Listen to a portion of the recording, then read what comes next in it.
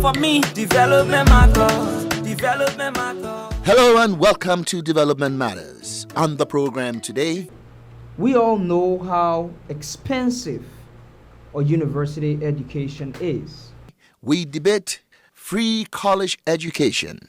Is it a necessary tool for development or a policy we cannot afford? Why the proposition that seeks to provide free college education to our people in Liberia is well-intentioned. We want to say that the requisite resources to make that happen is just not present. Also on the program today, in the name of the Father, and of the Son, and of the Holy Spirit. we look at how the church and faith-based organizations generally can be partners of the government in national development. Most schools in this country are church-run schools. Finally on the program, we profile a young Liberian professor who is helping prepare a new generation of Liberians to be active players in the agriculture sector. On a daily basis, I'm in the classroom. I teach from 7 a.m. to 12 o'clock here at the College of Agriculture.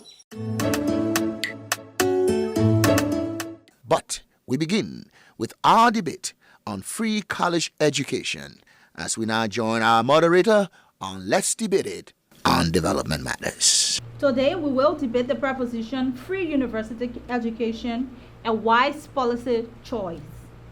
We have two very excellent debating teams here today. Arguing for the affirmative, we have Iranzo Esoma, Nathan Billy, and Fadala Shabani. Arguing the negative, we have John Masakwe, Maurice Masale, and Biola Nemene.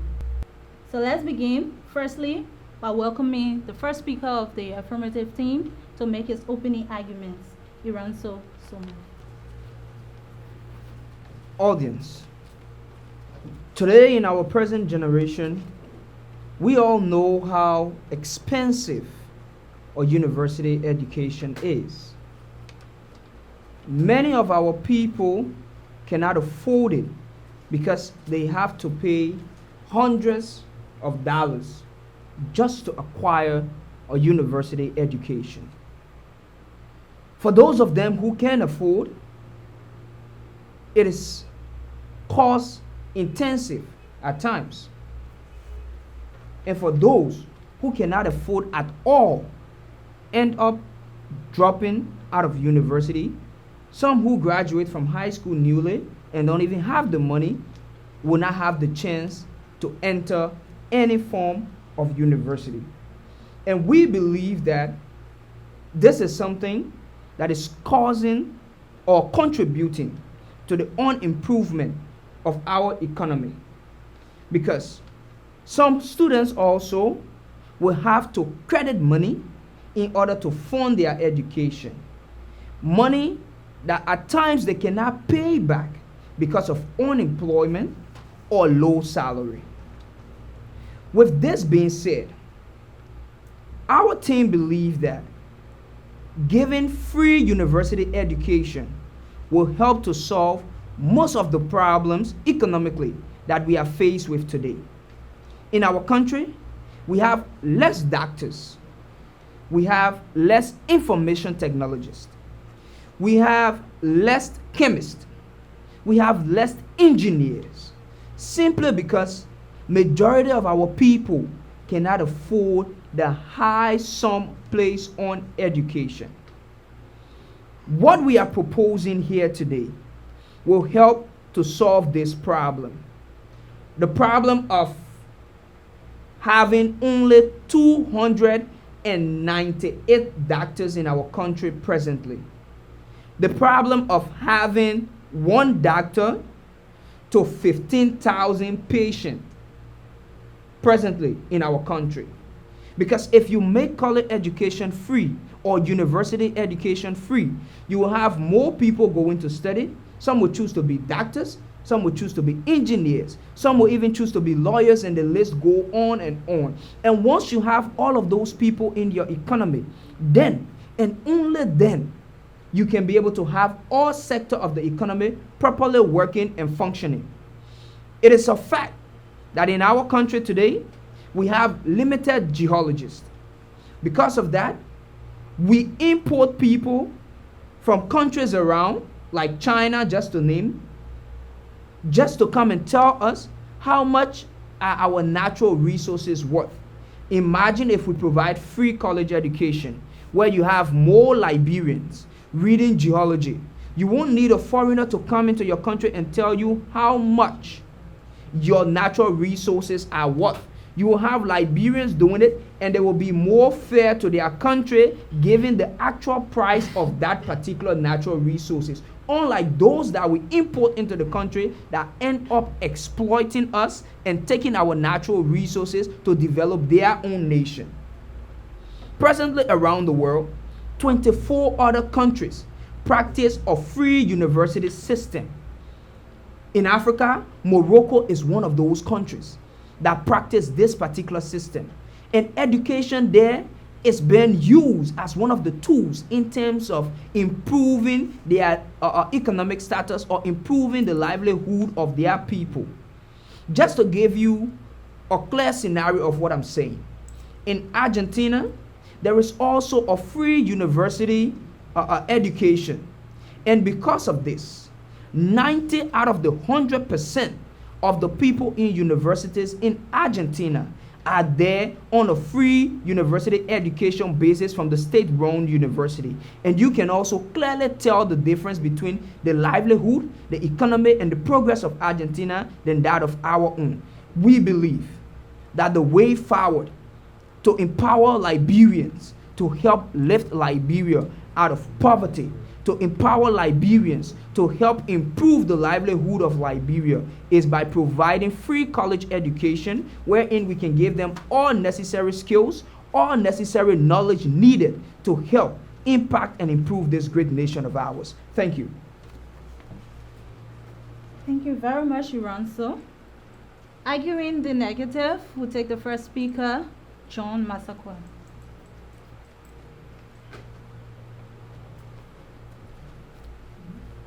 Ladies and gentlemen, why the proposition that seeks to provide free college education to our people in Liberia is well-intentioned, we want to say that the requisite resources to make that happen is just not present. And so, for that reason, we cannot afford to make college education entirely free. In summary, Team Proposition's entire argument is that college education is expensive. Secondly, people cannot afford it. So the word afford becomes one of the major words we should look at. So why don't we make college education affordable instead of making it free? Since they can't afford it, let's make it affordable.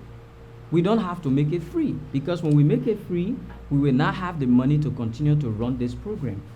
Government is already lacking behind in terms of being able to take care of the basic necessary things that every country should be able to do, like paying salaries, paying health workers, and just generally sustaining the economy. We are faced with grave challenge.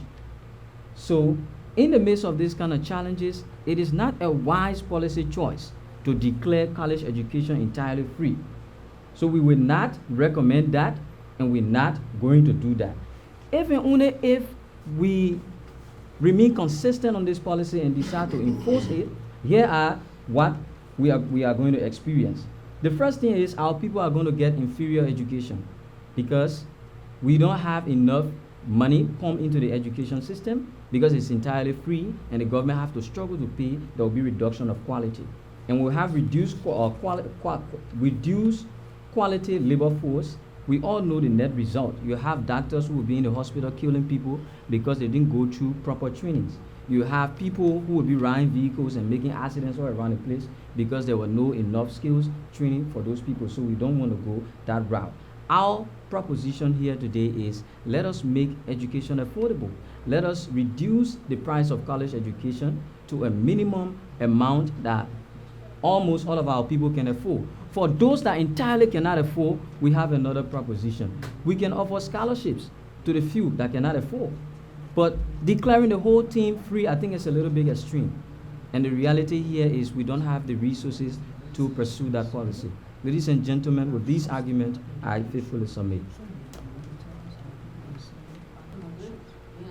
Thank you very much, John Masakwe, for the opening statement. Free college education, the wise policy choice. That's the proposition we are debating on today on Development Matters. Let's debate it. Next, we take our second speaker of the affirmative team, Nathan Billy, and he has 3 minutes.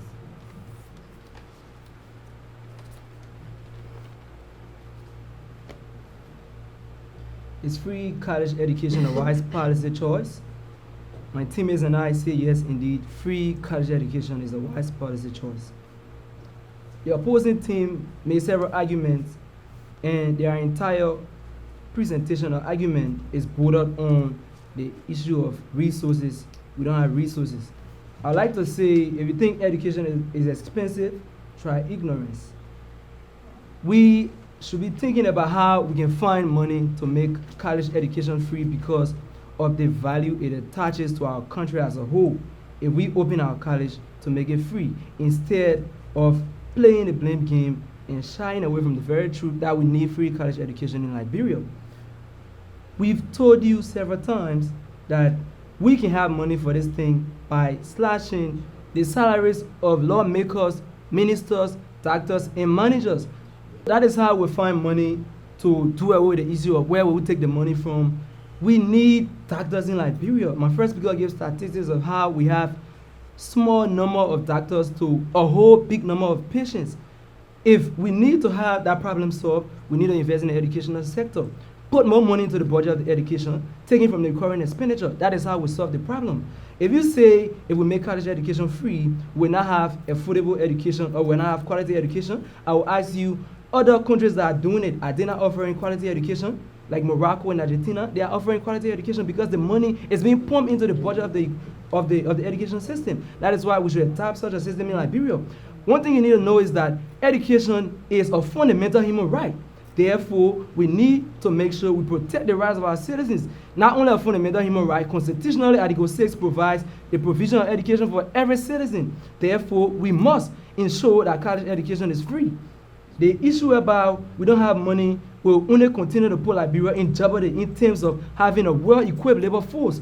When we don't have technocrats in Liberia, we will suffer a fatigue of our labor force because we not have engineers, we not have doctors. How can we solve such a problem? Is by taking money from the current expenditure that is inconsiderate and putting it into the education ministry to have people attracted to the sector in order to promote free college education. Honorable audience, I'd like to conclude by leaving you with the words of JFK. He said, and I quote, "Our progress as a nation should be no swifter than our progress in education because the human mind is our fundamental resources." Thank you very much. Thank you very much, Nathan Billy.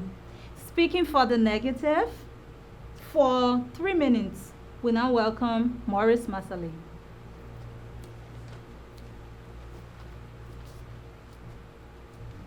Audience, free university education, a wise policy decision. Team Affirmative want us to believe that free university education in Liberia as it is a wise policy decision. From the negative angle, we don't agree, and we want to underline the word wise. Currently, education in Liberia is highly undergraded thanks to the low quality of schooling environment in Liberia. That is the reason the former president of the Republic of Liberia, Madam Salif, made it a mandate that free primary education was being afforded to every Liberian that is currently being extended to secondary by President George Weah. Do we have the quality we need in our primary and secondary before we go ahead to declare free university education? We don't have the money, and so we classify this policy as a misprioritization. How can we find wisdom in misprioritization? The argument is dead upon arrival. But just to substantiate, the first and second speaker from this side wants us to believe in quantity over quality. They argue that there are less doctors, there are less engineers. Have you asked yourself the advantage quality has over quantity? If it has to do with the emancipation of our country from brain drain, we must believe in quality. Quality education is what we need. And it's laughable to say that education is all right. Education is all right. No problem. But which type of education is all right? As declared by the United Nations, free and compulsory primary education is all right. Secondary is all right. Going to university is now right. It's a choice. It's a privilege. It's on personal belief. Is it that if somebody don't go to university, they are illiterate? No. College education should be sought by choice. And so expenses attached to it must be highly considered. So what we say here is that the fact that my previous speaker have informed me that we don't have the money to even further sponsor free compulsory primary education, why go to university if you have not actually imported quality into the primary and secondary? There's no wisdom in that. So what we need to do now is find money to sponsor, to redefine our curriculum at the primary and secondary level, such that vocational and technical education become a bedrock for students graduating from primary and secondary schools. What this will do is that boys and girls graduating from high school will come with quality skills needed to support their college education. That's what we need to do. In Rwanda, private schools are shutting down today because of the quality public schools are providing. If you don't have the money, you look for you do what is available. And what we have available is invest more in primary and secondary, such that vocational and technical education become a bedrock for students graduating from high school. If we do that now, then we tend to look at the biggest argument in this proposition. Some proposition is saying they want more doctors. But we believe qualified doctors, 10 qualified doctors will do more good for us as a country than 100 ill-trained doctors. What becomes of us if we have our doctors graduating from studies without access to microscope? Because of lack of money, let's invest more in primary and secondary education so that Liberia can have quality education system. Thank you very much. Thank you very much, Maurice Masale. Free college education, a wise policy choice. Let's debate it. We are here. Moving on to our concluding arguments, we take for the affirmative Fadela and Shaban. 2 minutes.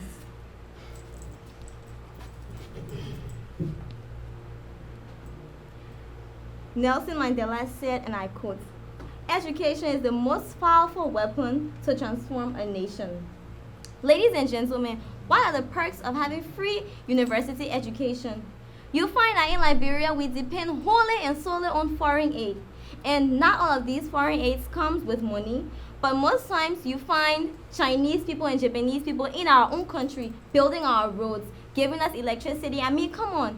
We need qualified people within our country to do what we need. Now, you come here and tell us that we should be satisfied because the government is already trying to have primary education free. Granted, they're already trying to give us primary education, but are we going to rely on those people from primary school to come and solve our problems? The problem of electricity, the problem of road network, come on. Does that really make any sense to you? I guess not. Ladies and gentlemen, we live in a country that has very, very big problems. And if we want to move forward, we need to stop doing things that will actually take the country forward rather than doing things that we feel are wise and not taking into consideration all the facts. Now, Confucius says something in our life for all of us to take a very good look at it. If your plan is for 1 year, plant rice. If your plan is for 10 years, plant trees. But if your plan is for 100 years, educate their children. Ladies and gentlemen, university education cannot be compared to primary education. So yes, we continue to say that university education should be free. And before I take my seat, I'd like to make something very clear. Just because something is free does not mean it doesn't have quality. What would you say about the Liberian students that are currently on scholarship in Morocco? Are they not getting quality education? What would you say about students right here in Liberia that are on private scholarships? Are they not getting quality education? Ladies and gentlemen, just because something is free does not mean it doesn't have quality. I submit. Well, that was the closing argument for Team Affirmative. The closing argument for Team Negative, speaking for 2 minutes, we welcome Viola Nimene.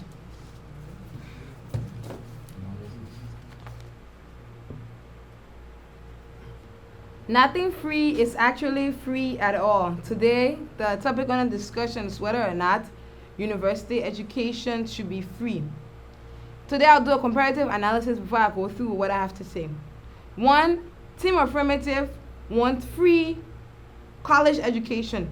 We want affordable college education so that we can be able to train those who attend universities. 1, they want quantity instead of quality. That is why they continue to say there are fewer doctors, there are fewer engineers, and they want more. They did not specify in the argument they want more quality doctors. As my speaker said, 10 qualified doctors are better than 100,000 unqualified doctors because of the lives that they are going to save. Lastly, they didn't take into consideration the states necessary for free education.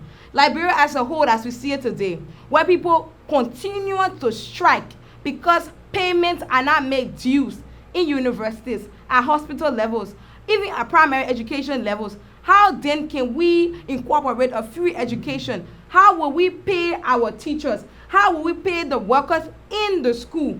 This is not possible. We are saying to invest in the primary and secondary education. I think Madam Sirleaf was right when she said our educational system is a mess. And for that mess to be changed, we need to invest in our primary and secondary education. Your first speaker came up and said that we should cut down the recurrent expenditure and invest it in university education. We are saying no, invest it in the primary and secondary education so when a person graduates from secondary school, he can have or she can have the requisite skills to work and afford an education at higher learning. Ladies and gentlemen, education is a right. We want to make that clear. But primary and secondary educations are the rights we're talking about here. University education is a privilege that we want to grant to every citizen in Liberia. We want to make it affordable so that we can have the technocraft we need to build Liberia. Like we said, big problems we have, we will solve those problems. But not having policies that don't work to solve those problems. The policies that we want to bring about is affordability of education, not free, watered down education as you guys are preferring. Thank you. This is Development Matters. When we come back, we look at the role that faith-based organizations can play in national development. Development matters, development matters. If for you, if for me, development matters. The church has deep roots in Liberia. In many ways, it predates the Liberian state. Providence Baptist Church gave birth to the state. Providence Baptist Church, the oldest in Liberia, was founded in 1821. The First United Methodist was founded in 1822. Your faithfulness, Lord, is new every morning. It will be another full 25 years, a quarter of a century later, before Liberia will become an independent republic with the Declaration of Independence in 1847. Not surprisingly, the church has big footprints across a wide swath of Liberian life. Most schools in this country are church-run schools. So if you think about all the educational institutions in this country, 80% or more are run by religious institutions. Specifically in the Catholic Archdiocese of Monrovia, which encompasses 7 of our 15 counties. At the moment, we have a little over 13,000 students, and we have personnel population of 1,100. They are involved in more than education. We're not just doing education and healthcare, we're doing microfinance. At Providence, we have a ministry called LEAD, Liberia Entrepreneur and Asset Development, Inc. And that's a microfinance ministry that solicit grants, sometimes loans, and then we bring these business people together and we train them. They are also involved in broader social work. In the era of social justice, we have the network because you have the Justice and Peace Commission, for example. About 10 years ago now, we started this, what we call hot meal. We realized that a lot of these young men and women, not so young men and women, off the streets in Monrovia, who were casualties of the Civil War, were there. They were stealing our phones, they were breaking into people's cars, and we thought about at the church, how do we minister to that population so that we can help begin to change minds and then eventually change attitudes. But eventually, the more effective we are with that, we're also helping to reduce crime for government. So part of what we're doing, we're also helping government to succeed in some of its efforts. The question thus is, how can the state leverage what the church is doing? How can it leverage the church's institutional capacity and make the church partners in development? We go into some of those places that government either hasn't thought of or budget-wise is not a priority. So if we're able to go into a village and open a church, and we see the need to do some education and do some health care, then we be saying in this conversation that government must see, we must approach government, we must sit down and have a conversation. Our network is one that government can really take advantage of, because as we sit here, if the government wants to get a message across to Bapulu, for instance, in Bapulu, in Bopulu, we have Simonica Catholic School.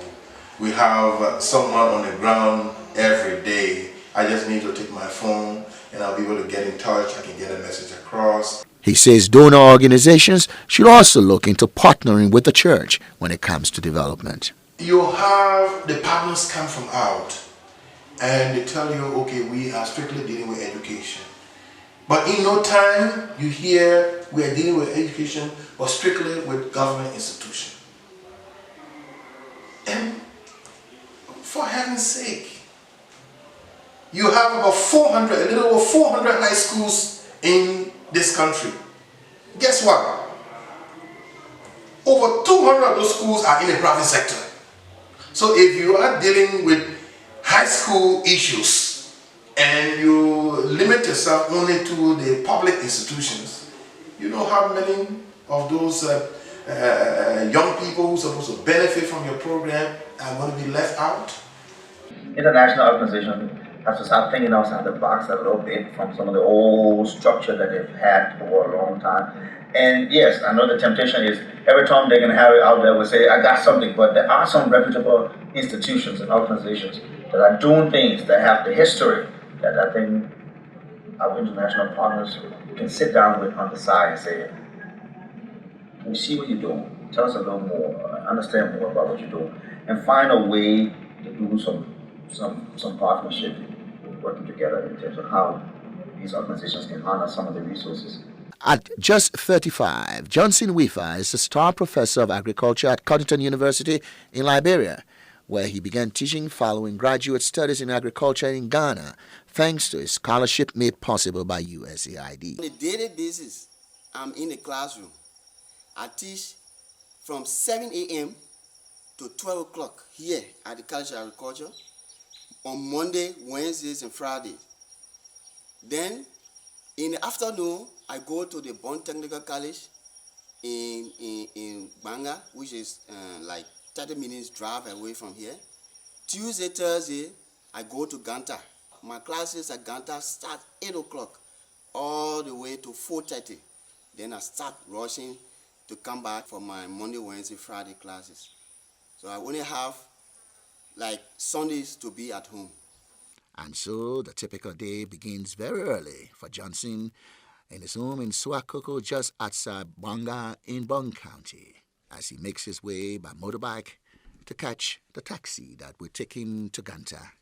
And as early as he is, the taxis that ply the route are already full, meaning he must ride what they call VIP style in the trunk of the car. And he is here for virtually the entire workday. So that is why I put that picture for us to see. Alright? 2.5, that means it's highly alkaline. Something that would taste like a battery. Early the next morning, he's back in the classroom in Cottington, Suakoko, ready to teach another set of students. Factors that affect yield. So you see yield here in the middle, right? After another full day at Cottington, he hustles to the Blount County Technical College, where he teaches yet another group of students. The fact that Johnson goes months without getting pay has not dampened his zeal for teaching. Let me be honest with you. At this university, we haven't taken our salaries for 3 months now. At the Liberia International Christian College in Ganta, since I started teaching in February, from February to June, they haven't paid me 1 month's salary. The financial difficulties from not being paid regularly are lessened by the fact that he's putting his agricultural skills to work to supplement his family income and provide food for them. I have ducks, I have chicken, I have goats. But he continues to focus on his teaching. So it still falls within the range, right? And what drives him this hard? What makes me to work so hard is my passion for the field. The students motivate me a lot. And as I'm teaching, I'm gaining new knowledge every day in the field. I'm also developing myself. That's what drives me. And when I see the amount of food we need in this country, so it makes me to want to do more. A final word for other teachers? Yes. Well, I encourage the lecturers, the teachers in the high school to be committed. Let them be motivated intrinsically instead of waiting for some kind of incentive before they can do what they want to do. Well, that's our program for today. Thanks for viewing, and we'll see you next time on another edition of the program. So long, everybody.